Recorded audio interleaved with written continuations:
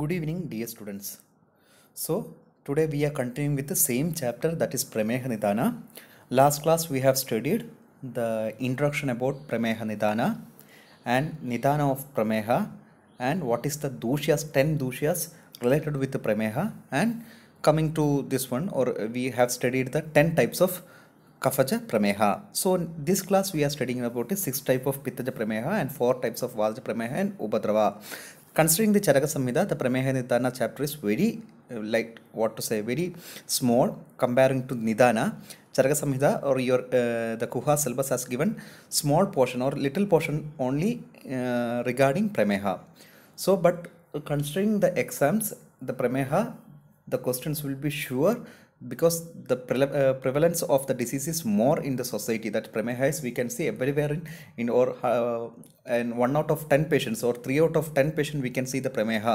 So regarding the clinical point of view, this is very important, the disease, as well as in theoretical also. While considering the exams also, there is a chance of asking question from in this chapter is very high. So നമുക്ക് ഇന്ന് പഠിക്കാൻ പോകുന്ന names of പിത്തജ പ്രമേഹമാണ്. ഇത് ശ്ലോകം important ആണ്, മസ്റ്റാണ്. ഈ 6 പേരുകൾ നിങ്ങൾ ശ്ലോകമായിട്ട് തന്നെ മീനിങ്ങും അതിൻ്റെ പേരുകളും ഇമ്പോർട്ടൻ്റ് ആണെന്നാണ് സിലബസ് പറഞ്ഞിരിക്കുന്നത്. അതുപോലെ കവച പ്രമേഹം 10 ടൈപ്പ് ഇമ്പോർട്ടൻ്റ് ആണ്. സോ 6 ടൈപ്പ് പിത്തജ പ്രമേഹങ്ങൾ ഏതൊക്കെയാണെന്ന് നമുക്ക് നോക്കാം. തദ്ദ ക്ഷാരമേഹശ്ച കാലമേഹശ്ച നീലമേഹശ്ച ലോഹിതമേഹശ്ച മഞ്ജിഷ്ഠാമേഹശ്ച ഹാരിദ്രമേഹശ്ചതി. എല്ലാം സിമിലിയാണ് ആചാര്യം കൊടുത്തിരിക്കുന്നത്. നിറത്തിൻ്റെ പേരിലാണ്, അല്ലെങ്കിൽ ആ ഒരു ദർശനത്തിൻ്റെ ആ ഒരു കാണുന്ന രീതിയിലുള്ള ഒരു സിമിലാരിറ്റിയാണ് ആചാര്യം ഇവിടെ യൂസ് ചെയ്തത്. ഇവിടെ ദർശനമായിട്ടുള്ള അല്ലെ പ്രത്യക്ഷമായിട്ടുള്ള പ്രമാണമാണ് ഇവിടെ ആചാര്യം യൂസ് ചെയ്തിരിക്കുന്നത്. ആ പ്രത്യക്ഷ പ്രമാണങ്ങളിൽ നിങ്ങൾക്ക് നമ്മൾ ഒരു വിമാനസ്ഥാനത്തിൽ 4ാമത്തെ ചാപ്റ്റർ ത്രിവിധ രോഗവിശേഷ വിജ്ഞാനീയ അധ്യായം എന്ന് പറയുന്നത് രോഗങ്ങളെ മനസ്സിലാക്കാൻ, ത്രിവിധ രോഗങ്ങളെ അല്ലെങ്കിൽ ത്രിവിധമായിട്ടുള്ളൊരു മെത്തേഡാണ് രോഗങ്ങളെ മനസ്സിലാക്കാനുള്ളത്. അതുകൊണ്ടാണ് ആ ചാപ്റ്ററിൽ പ്രത്യക്ഷവും അനുമാനവും ആപ്തോപദേശവും പറഞ്ഞിരിക്കുന്നത്.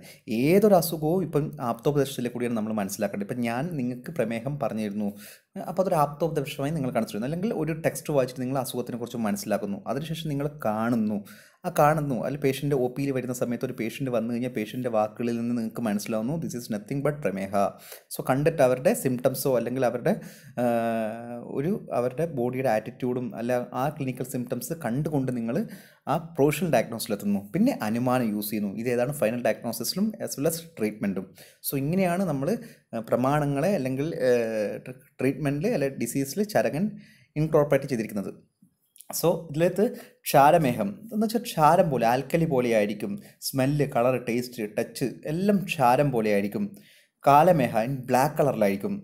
നീലമേഹ ഇൻ ബ്ലൂ കളറായിരിക്കും. ബ്ലൂ ജേ മീൻസ് ഒരു ബേർഡാണ്, അമേരിക്കയിലൊക്കെ കണ്ടുവരുന്ന ഒരു കുഞ്ഞു പക്ഷിയാണ്. സോ അതുപോലെ നീല കളറായിരിക്കും എന്നാണ് ആചാര്യം പറയുന്നത്.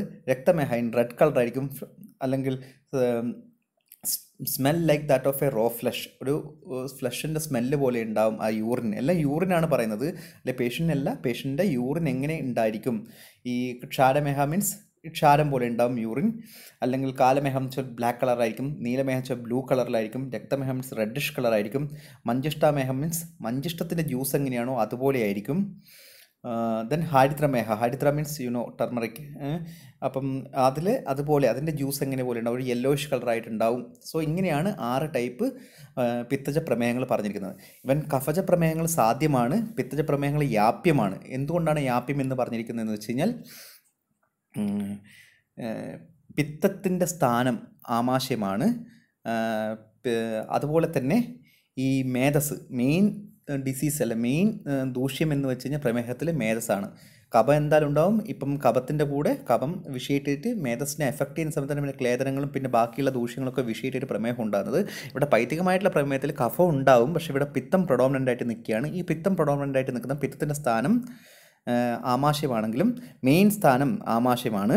അതോടൊപ്പം തന്നെ മേധസ്സിൻ്റെ സ്രോതസ് നമ്മൾ മേധോവഹാനം സ്രോസ വൃക്കോ മൂലം വഭാവഹനം വഭാവഹനം ഒമൻഡം അല്ലെങ്കിൽ വഭാവഹനം എന്ന് വെച്ച് കഴിഞ്ഞാൽ എവിടെയാണോ മേധസ് കാണപ്പെടുന്ന അബ്ഡോമനിൽ അതിനെയാണ് വഭാവഹനം എന്ന് ചക്രപാണി കമൻട്രി പറയുന്നുണ്ട്. സോ ഇങ്ങനൊരു അവസ്ഥയിൽ ഈ ആമാശയം അല്ലെങ്കിൽ ആമാശയം അല്ലെങ്കിൽ ഈ വഭാവഹനം എന്ന് പറയുന്ന സ്ഥാനം ഏകദേശം ഒരുമിച്ച് വരുന്നൊരു ഒരു ഓർഗൻ്റെ സ്ഥലമാണ്. ഫോർ എക്സാമ്പിൾ ഈ പിത്തത്തിൻ്റെ സ്ഥാനവും ഈ മേധസ്സിൻ്റെ സ്ഥാനവും സിമിലർ അല്ലെ ഏകദേശം ഒരു സ്ഥലത്താണ് വരുന്നത്. അങ്ങനെ സ്വസ്ഥാനത്ത് ഒരേ സ്ഥലത്ത് ആയിക്കഴിഞ്ഞാൽ തന്നെ ഡിസീസിൻ്റെ സ്ട്രെങ്ത്ത് അല്ലെ ഡിസീസിൻ്റെ ആ ഒരു ബലം വളരെ കൂടുതലായിരിക്കും.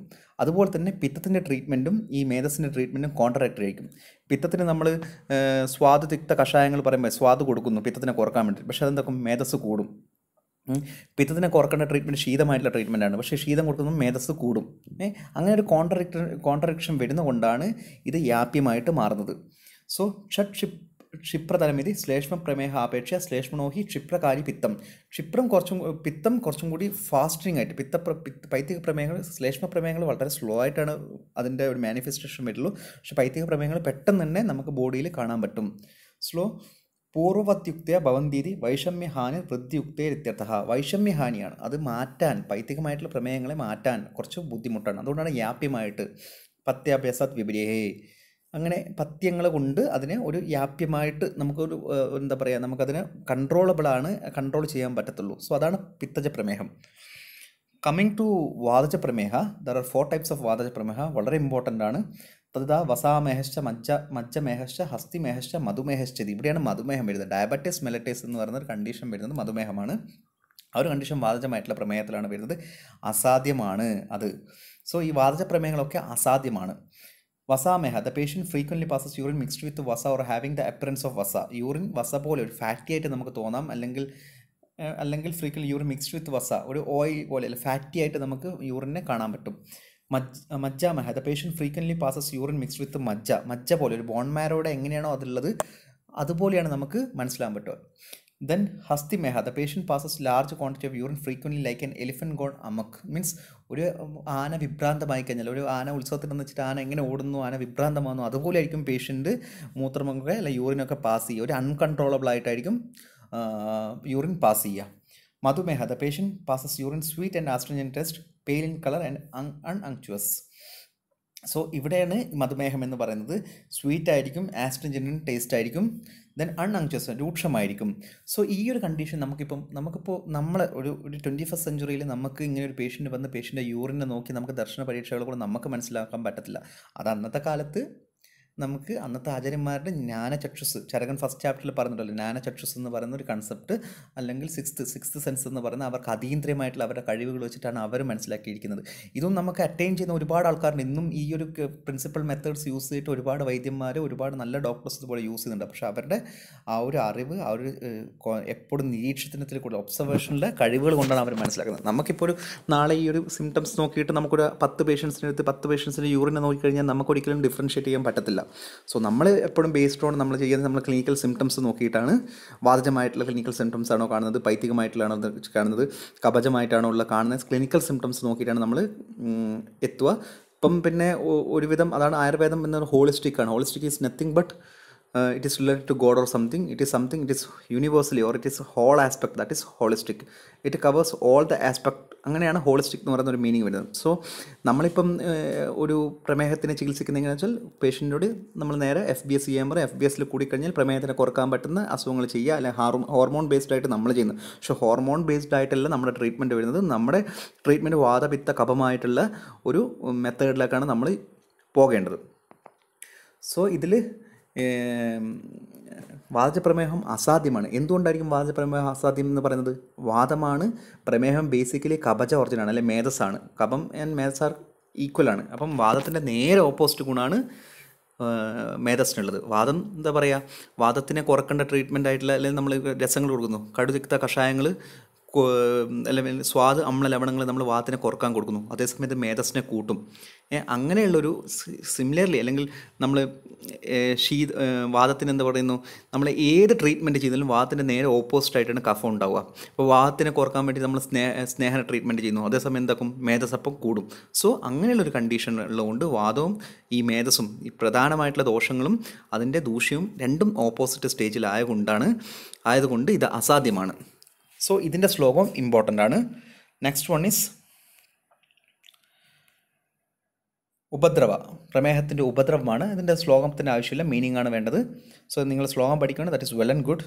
ഉപദ്രവസ്തു ഖലു പ്രമേഹിണം തൃഷ്ണ അതിസാര ജ്വര ദാഹ ദൗർബല്യ അരോചക അവിപാകാഹ പൂതിമാംസ പിടക അലജി വിദ്രതിയാദ്യശ്ച തത് പ്രസംഗാത് ഭവന്തി. കോംപ്ലിക്കേഷൻസ്, ഉപദ്രവം എന്ന് വെച്ചാൽ എന്താണ്?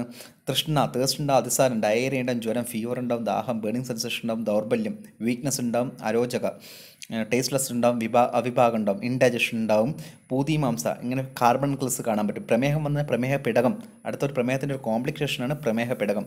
അലർജി വിദ്രതി പോലുള്ള അത് പേരുകളാണ്, ഈ പിടകത്തിൻ്റെ കാർബൺകിൾസിൻ്റെ പേരുകളാണ് ഈ അലർജി വിദ്രതി എന്നൊക്കെ പറയുന്നത്. അതുപോലെയുള്ള കാർബൺകിൾസും കാണാൻ പറ്റും. സോ ഈ ഒരു കണ്ടീഷൻ, ഈ പ്രമേഹങ്ങൾ, നമ്മൾ ഈ പ്രമേഹത്തിൻ്റെ കോംപ്ലിക്കേഷൻസ് എന്ന് പറയുന്നത് ഇതിൻ്റെ ഇമ്പോർട്ടൻസ് എന്താ ക്ലിനിക്കലി എന്ന് വെച്ച് കഴിഞ്ഞാൽ, ഞാൻ മനസ്സിലാക്കിയിടത്തോളം ഒരു പേഷ്യൻറ്റിന് ഒരിക്കലും പ്രമേഹമെന്ന് ഇപ്പം നമുക്ക് പനി വന്നു കഴിഞ്ഞാൽ നമുക്ക് മനസ്സിലാവും, ടെമ്പറേച്ചർ അപ്പം തന്നെ റേസ് ആവും. പക്ഷേ പ്രമേഹം വന്നൊരു പേഷ്യൻറ്റിന് വന്ന അന്ന് തൊട്ടിട്ട് മനസ്സിലാക്കാൻ പറ്റില്ല. മേ ബി ഒരു 6 മാസം കഴിഞ്ഞോ, ചിലപ്പോൾ 2 മാസം കഴിഞ്ഞോ, ചിലപ്പോൾ 2 ആഴ്ച കഴിഞ്ഞോ, ചിലപ്പം അസുഖം എന്നുണ്ടായോ അതിൻ്റെ സിംറ്റംസ് കാണിക്കുക, അല്ലെങ്കിൽ നമുക്ക് മനസ്സിലാക്കും ചിലപ്പം മാസങ്ങളോ വർഷങ്ങളോ കഴിഞ്ഞിട്ടായിരിക്കും. ആ സമയത്ത് ഈ ഒരു ക്ലിനിക്കൽ കണ്ടീഷൻസ് പേഷ്യൻറ്റ് തോന്നിക്കഴിഞ്ഞ് കഴിഞ്ഞാൽ, ഫോർ എക്സാമ്പിൾ നിങ്ങളെ വീട്ടിലൊരാൾ പറയുന്നു എനിക്ക് ഭയങ്കര വീക്ക്നെസ് ആണ്, എനിക്ക് ടേസ്റ്റ്ലെസ്സസ് ആണ്, എനിക്ക് ഇൻഡൈജഷൻ പോലെ തോന്നുന്നു, എനിക്ക് ഭയങ്കര തേഴ്സ്റ്റായിട്ട് വരുന്നു, ഇങ്ങനെയൊക്കെ കുറച്ച് പറഞ്ഞു കഴിഞ്ഞാൽ നിങ്ങൾക്ക് പറയാം, അവരുടെ അടുത്ത് പറയാം നിങ്ങളൊന്ന് FBS ചെയ്ത് വരൂ, അല്ലെങ്കിൽ RBS PPBS ചെയ്ത് വരൂ എന്ന് പറയുന്നു. അപ്പോൾ അതിൽ നമുക്ക് കൺഫേം ചെയ്യാം, അല്ലെങ്കിൽ നമുക്ക് ഒരു എന്താ പറയുക, നമുക്കൊരു പ്രിലിമിനറി അല്ലെങ്കിൽ പ്രൊവിഷണൽ ഡയഗ്നോസിസ് ചെയ്യാം ഇത് പ്രമേഹമായിരിക്കും എന്നുള്ളത്. സോ ഇതാണ് ഇവിടെ കോംപ്ലിക്കേഷൻസിൻ്റെ ഒരു ഇമ്പോർട്ടൻ്റ് ക്ലിനിക്കലി ഞാൻ മനസ്സിലാക്കിയെടുത്തത്. സോ കഴിഞ്ഞ ക്ലാസ്സിൽ ഞാൻ പറഞ്ഞാണ് വികാര ഭാവം. സോ വികാര ഭാവം എന്ന് പറയുന്നത് നിങ്ങൾക്ക് ചരങ്ങ സിലബസിൽ അതിന് വലിയൊരു ഇമ്പോർട്ടൻ്റ് കൊടുത്തിട്ടില്ല, അല്ല മീൻസ് വളരെ ഇമ്പോർട്ടൻ്റ് അല്ല, ഇത് പറഞ്ഞിട്ട് മെൻഷൻ ചെയ്തിട്ടേ ഇല്ല. പക്ഷേ നിങ്ങൾ നിദാന സ്ഥാനത്തിലും എപ്പോഴും വരുന്നൊരു ക്വസ്റ്റ്യനാണ്, ഇവൻ ദോ ഫൈനൽ ഇയർ ഞാൻ PG പഠിച്ചപ്പോൾ എൻ്റെ ഫൈനൽ എക്സാമിന് വന്ന ക്വസ്റ്റ്യനാണ് വികാര ഭാവം. That is very very important. ആ കൺസെപ്റ്റ് എന്ന് പറഞ്ഞ ആചാര്യം പറയുന്ന കൺസെപ്റ്റ് വളരെ ഒരു ബ്യൂട്ടിഫുൾ ആയിട്ടുള്ള ഒരു കൺസെപ്റ്റാണ്. നമുക്കിപ്പോൾ കോവിഡിൻ്റെ ഒരു പശ്ചാത്തലമൊക്കെ വികാര ഭാവം എന്ന് പറയുന്ന കൺസെപ്റ്റ് നമുക്ക് ആപ്ലിക്കബിൾ ആണ്. വികാര ഭാവം, വികാരം മീൻസ് ഡിസീസ്, വികാത മീൻസ് ഒബ്സ്ട്രക്ഷൻ, ഭാവ മീൻസ് സംതിങ്, അല്ലെങ്കിൽ ഒരു സംഭവം, ഒരു പ്രോസസ്സ് നിങ്ങൾക്ക് ഭാവം എന്നുള്ളത് നമുക്ക് ഊഹിക്കാം. വികാര എന്ന് വെച്ചാൽ obstruction to disease manifestation, obstruction to disease എന്ന് പറയാം. വികാര ഒബ്സ്ട്രക്ഷൻ ടു ഡിസീസ് എന്ന് വെച്ചാൽ എന്താണ്? Nothing but it is immunity. ചരകസൂത്ര 28ാമത്തെ ചാപ്റ്ററിൽ വിവിധാശിതീയ പീതിയ അധ്യായത്തിൽ ഓൾറെഡി ചക്രപാണിദത്ത വ്യാധിക്ഷമത്വം എന്ന് പറയുന്നത്, വ്യാധിക്ഷമത്വം വ്യാധിവിരോധകത്വം എന്ന് പറഞ്ഞിട്ട് എക്സ്പ്ലെയിൻ ബ്യൂട്ടിഫുള്ളായിട്ട് കൺസെപ്റ്റ് പറഞ്ഞിട്ടും വീണ്ടും നിദാനത്തിൽ 4ാമത്തെ ചാപ്റ്റർ എത്തുമ്പം ചരകൻ വീണ്ടും ഇതിനൊന്ന് റിമൈൻഡ് ചെയ്യിപ്പിക്കുകയാണ്. എന്തുകൊണ്ടായിരിക്കാം? ഒന്ന് ലാക്ക് ഓഫ് നോളജ് ആയിരിക്കും, ഒന്ന് ആ പറഞ്ഞ കാര്യങ്ങൾ അന്നത്തെ കാലഘട്ടത്തിൽ എൻ്റെ ശിഷ്യന്മാർക്ക് മനസ്സിലായിട്ടില്ല എന്നുള്ള ധാരണയിൽ, അല്ലെങ്കിൽ അതിൻ്റെ ഇമ്പോർട്ടൻസ് വീണ്ടും സൂചിപ്പിക്കുകയാണ് ഈ ഒരു ചാപ്റ്ററിൽ. എങ്ങനെയാണ് ഇമ്മ്യൂണിറ്റി ബേസ്ഡ്, അല്ലെങ്കിൽ പ്രമേഹം വരുമ്പം ബാക്കി ജ്വരവും രക്തപിത്തവും അതുപോലെ ഗുൽമും അതിലൊക്കെ ഈ വികാര ഭാവം ഇമ്പോർട്ടൻ്റ് ആണെങ്കിലും പ്രമേഹം വരുമ്പോൾ അത് ഒന്നും കൂടി സ്പെസിഫൈ ചെയ്തിരിക്കുന്നു. എന്തുകൊണ്ടാണെന്ന് വെച്ചാൽ നമുക്കിപ്പം നമുക്കൊരു 2 പേഷ്യൻസിനെ നമുക്ക് എടുക്കാം. ഒരു ക്ലാസ്സിൽ 2 പേര്, നിങ്ങളുടെ ക്ലാസ്സിൽ അബീത്തും അഭിനന്ദും, രണ്ടും അബി എന്ന് പറയുന്ന പേരുണ്ട്. അപ്പോൾ ഒക്കെ 2 പേരും ഒരേ ഹൈറ്റാണ്, ഒരേ വെയിറ്റ് ആണെന്നൊക്കെ വിചാരിക്കുക. പക്ഷേ ഒരാൾ എപ്പോഴും ഐസ്ക്രീമൊക്കെ കഴിച്ചു വരുന്നു, ഒരാൾ എപ്പോഴും സ്വീറ്റൊക്കെ കഴിക്കുന്നു. 2 പേരും ഒരുപോലെ സ്വീറ്റും ഐസ്ക്രീമും ഒക്കെ പായസവും ഒക്കെ ഡെയിലി കഴിക്കുന്ന ആൾക്കാരാണ്. പക്ഷേ അബീത്തിന് ഡയബറ്റീസ് മെൽറ്റേഴ്സ് കാണുന്നു, അഭിനന്ദിന് ഡയബറ്റീസ് മെൽറ്റേഴ്സ് കാണുന്നില്ല. എന്തുകൊണ്ടാണ്? 2 പേരും ഒരേ ഹൈറ്റ് വെയിറ്റ് ഒക്കെ ഉണ്ടായിട്ടും ഒരേ ഫിസിക്കൽ കോൺസ്റ്റിറ്റ്യൂഷൻ ആണെങ്കിൽ തന്നെ നമുക്ക് വിചാരിക്കാം അവർ പൈത്തിക പ്രകൃതിയാണ് 2 പേരും. അങ്ങനെയൊക്കെ ആണെങ്കിൽ കൂടി അവർക്ക് ഒരാൾക്ക് പ്രമേഹം കാണുന്നു, ഒരാൾക്ക് പ്രമേഹം കാണുന്നില്ല. എന്തുകൊണ്ടായിരിക്കും? അങ്ങനെ ഒരു ക്വസ്റ്റ്യൻ വരുമ്പോൾ, അങ്ങനെ നമ്മൾ ചിന്തിക്കുന്ന സമയത്താണ് ചരകൻ ഈ ഒരു തിയറി അല്ലെങ്കിൽ ഈ ഒരു കൺസെപ്റ്റ് പറയുന്നത്, പോസ്റ്റുലേറ്റ് ചെയ്യുന്നത്. സോ ഇവിടെ നമ്മൾ ചരകം സൂത്രസ്ഥാനം ഫസ്റ്റ് ചാപ്റ്റർ ദീർഘജീവിത അധ്യായത്തിൽ ഓൾറെഡി ചരകം പറയുന്നുണ്ട്, പുരുഷം വീക്ഷ്യ സജ്ഞേയം വിഷക് ഉത്തമഹ എന്ന് വെച്ചാൽ പുരുഷം വീക്ഷ്യ, ഓരോ പുരുഷനും ഓരോ ഇൻഡിവിജ്വലിനെ നോക്കിയിട്ട് വേണം നിങ്ങൾ ട്രീറ്റ്മെൻറ്റ് ചെയ്യാൻ. വിഷക് ഉത്തമഹ, അങ്ങനെ നോക്കി ചികിത്സിക്കുന്നവനാണ് വിഷക്. അങ്ങനെ നോക്കി അങ്ങനെ ഇൻഡിവിജ്വലായിട്ട് ഒരു പേഴ്സണിനെ മനസ്സിലാക്കി ട്രീറ്റ്മെൻറ്റ് ചെയ്യുന്ന ഒരു വൈദ്യനാണ്, ഒരു ഡോക്ടറാണ് വിഷക്. അയാളെയാണ് ഡോക്ടർ എന്ന് വിളിക്കാൻ പറ്റുന്ന ആചാര്യം പറയുന്നുണ്ട്. ഇങ്ങനെയുള്ളൊരു കൺസെപ്റ്റിൽ ഇവിടെ വികാര ഭാവങ്ങൾ വരുമ്പം ഇത് തന്നെയാണ് കൺസെപ്റ്റ് ചെയ്യുന്നത്. പക്ഷേ കുറച്ചും കൂടി ഒന്നും കൂടി മനസ്സിലാക്കാത്ത ഒരാൾക്ക് വേണ്ടി ഒന്നും കൂടി ഡീറ്റെയിൽ ആയിട്ട് എലാബറേറ്റ് ചെയ്യുന്നുള്ളൂ. വികാര ഭാവം, ഒരു അസുഖം ഉണ്ടാകുന്ന സമയത്ത് ഇതിലൊത്തിപ്പോൾ ശ്ലോകങ്ങൾ ഇവിടെ ഇഹക്കൽ നിദാന ദോഷദൂഷ്യ വിശേഷവ്യോ വികാര ഭാവ അഭാവ പ്രതി വിശേഷ ഭവന്തി യഥാ ഹി ഏതേ ത്രയോ നിദാനാദി വിശേഷ പരസ്പരം ന അനുബന്ധ അനുബന്ധത്വ അഥവാ കാലപ്രകർഷാത് ബലീയാംസോ അഥവാ അനുബന്ധന്തി ന തഥാ വികാര അഭിനിർവൃത്തി ചിരാത് വാ അഭിനിർവർത്തന്തെ തന ഏവോ വ ഭവന്തി അയഥോക്ത സർവലിംഗാവ വിപരീത ഇതി സർവവികാര വിഘാതഭാവ അഭാവ പ്രതിവിശേഷ അഭിനിർവൃത്തി ഹേതുർഭവതി ഇത്യുക്തഃ അല്ലെ ഭവതി ഉക്തഃ എന്ന് പറഞ്ഞിരിക്കുന്നു.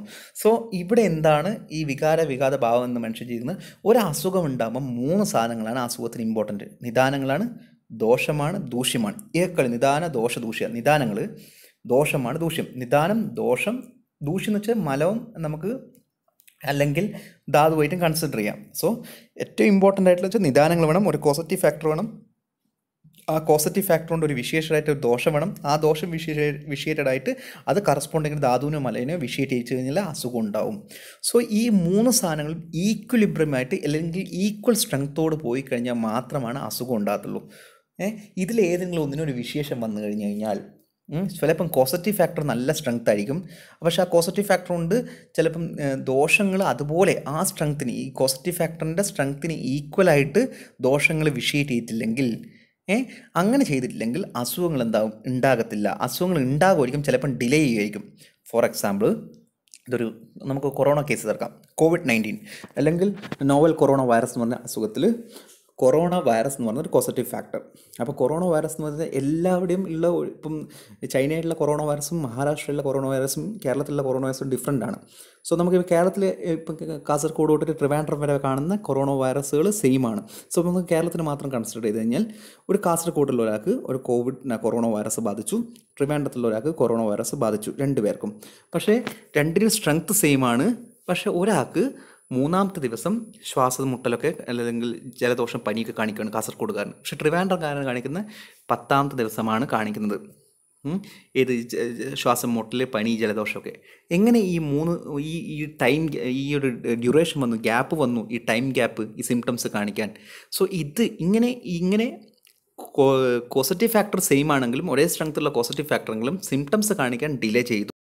അതേസമയം ഒരു കോഴിക്കോടുകാരന് ഇതുപോലെ COVID-19 വന്നു, കൊറോണ വൈറസ് എഫക്റ്റ് ചെയ്തു, അവന് പനികളൊന്നും കണ്ടില്ല, അവൻ വെറുതെ ടെസ്റ്റ് ചെയ്ത് നോക്കി, ഒരു 20 ദിവസം കഴിഞ്ഞിട്ട് വെറുതെ ടെസ്റ്റ് ചെയ്ത് നോക്കി. മീൻസ് അവന് പനി ജലദോഷമൊന്നുമില്ല. എനിക്ക് ഒരു ഡൗട്ടും ഉണ്ട്. ഡൗട്ട് വെച്ച് ചുമ്മാ അല്ല, ഞാൻ ഈ ഒരു സൊസൈറ്റിയിലാണ് ജീവിക്കുന്നത്, ഞാൻ വെറുതെ ഒന്ന് ചെയ്ത് നോക്കാന്നുള്ള വെച്ച് ചെയ്ത് നോക്കിയപ്പം പുള്ളിക്കാരന് പോസിറ്റീവ് കണ്ടു. ഇവൻ സിംറ്റംസ് ഒന്നും കാണാതെ പുള്ളിക്കാരന് പോസിറ്റീവ് കണ്ടു വൈറസ്. അപ്പോൾ അതെങ്ങനെയാണ് ഈ 3 പേഷ്യൻറ്റിൽ എങ്ങനെ വ്യത്യാസം വരുന്നു?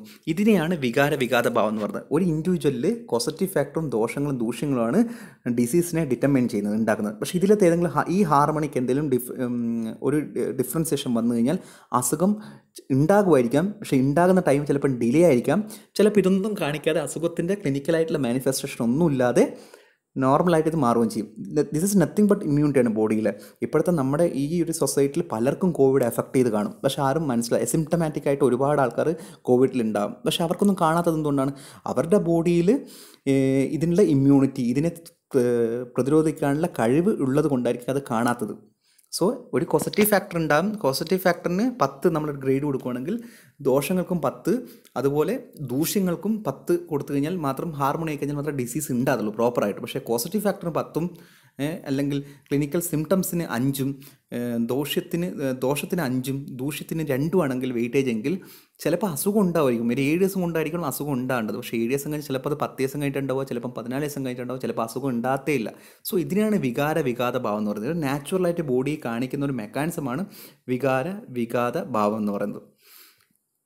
സോ ഇത് നിദാനങ്ങൾക്കും ഉണ്ടാകും. ഇപ്പം നമ്മളൊരു നോവൽ കൊറോണ വൈറസിൻ്റെ ഒരു പുതിയൊരു സ്റ്റഡി വന്നല്ലോ, WHO ഒരു സ്റ്റഡി.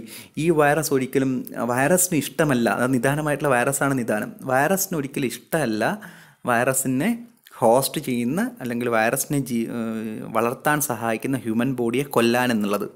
അതുകൊണ്ട് ഈ ഡെത്ത് റേറ്റ് 4% ഓർ 3% ഉള്ളൂ കൊറോണ വൈറസിന്. പക്ഷേ എന്തുകൊണ്ടാണ് ഇങ്ങനെ ആൾക്കാർ കൂടുതലായിട്ട് മരിക്കുന്നത് വെച്ച് കഴിഞ്ഞാൽ എഫക്റ്റഡ് പേഴ്സൺസ് കൂടുതലാണ്. അതുകൊണ്ടാണ് ഇത്രയധികം ആൾക്കാർ മരിച്ചു വീഴുന്നത്. ഒരു സാധാരണ ഒരു വൈറസ് ഒരു മലേറിയ വന്നു കഴിഞ്ഞാൽ 100 പേർക്ക് ബാധിക്കുവാണെങ്കിലും ആ 100 പേരിൽ ചിലപ്പോൾ 50 ആൾക്കാർ മരിക്കുമായിരിക്കും മലേറിയ വന്നിട്ട്. പക്ഷേ ഇതിൽ 100 പേരാകെ 2-3 പേരെ മരിക്കാൻ ചാൻസ് ഉള്ളൂ. പക്ഷേ ഇത് 100 പേർക്കല്ല ബാധിക്കുക, ഇത് ചിലപ്പോൾ 1,00,000 ആൾക്കാർക്ക് ബാധിക്കും. ആ സമയത്ത് എന്താവും, ഇതിൻ്റെ 1,00,000-ന് 2% എന്ന് വെച്ച് കഴിഞ്ഞാൽ എത്രയായി? ഏകദേശം 2,000 ആൾക്കാർക്ക് മരിക്കും. അപ്പോൾ അതാണ് ഇതിൻ്റെ ഡിഫറൻസ്.